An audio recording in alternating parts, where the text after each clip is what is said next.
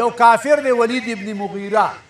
ولید ابن مغیره لوی کافر د هغه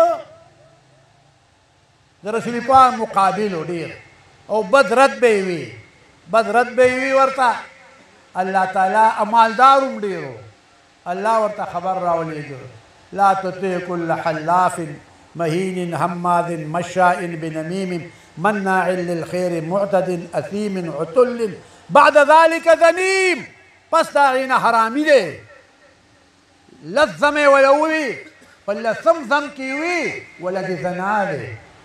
د ولید ابن مغیره په زم کې قرآن راغی، قرآن پاک لا تطع كل حلاف مهين هماز مشاء بنميم مناع للخير معتد اثيم عتل بعد ذلك ذنيم. حرامي دی.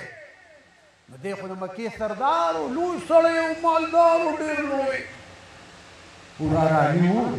توره یې راواخېسته، مور ته وایي هل راته ووایه زه خو د محمد خدای په قوم کې وشرمولم، په ځمکه کې وشرمولم، په دنیا کې وشرمولم. مور ته وایي دا سر ده لکړو در کوم در نه حل ووایه. هغه مور یې مور وه، ویې غلی شه دې جړه بچیه، ویې ستا پلار یې جړه و، نو محمد خدای رښتیا ویلي دي. هغه یې جړه وه، هغه خیر خیریت و.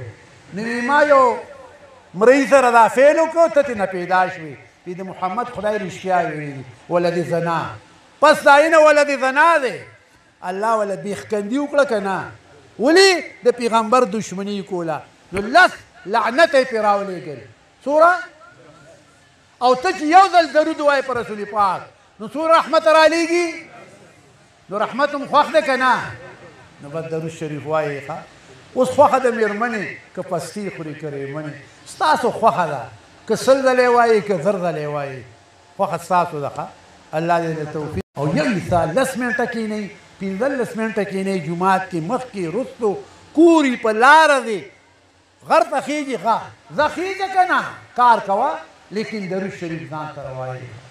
نو دا وایي چې رحمت در باندې نازل د ګناهونو بوجه یې بوجه یې سم نو چې الله درنه دا لرې کړي ښه نو رحمت به در باندې نازلېږي په یو ځل درود شریف سره او په لا اله الا الله سره به دې الله ته قربت پیدا کېږي، په درود سره به دې د رسول پاک محبت سیوا کېږي.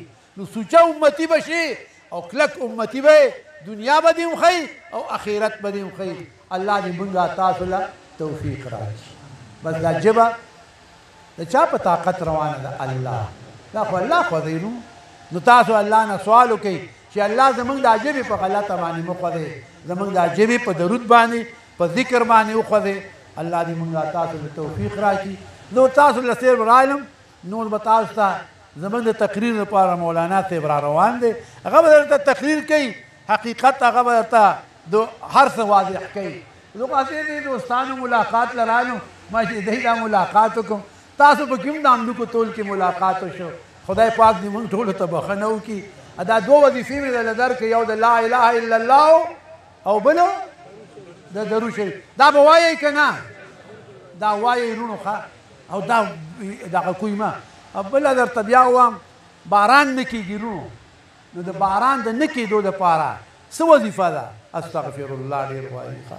استغفر الله الذي لا اله الا هو الحي القيوم واتوب الیه. دا ډېر ځان سره وایي، باران به الله وکړي ښه. خو وایي ډېر وایي، ښځې وایي، سړي وایي، لوی وایي، واړه وایي، ټولو له دې الله توفیق ورکړي. او ما دا څو خبرې وکړې، الله دې ما له همیشه د لا اله توفیق او د درود شریف توفیق راکړي. الله دې مونږ د جمعې په شپه باندې 2-3 لکه ځله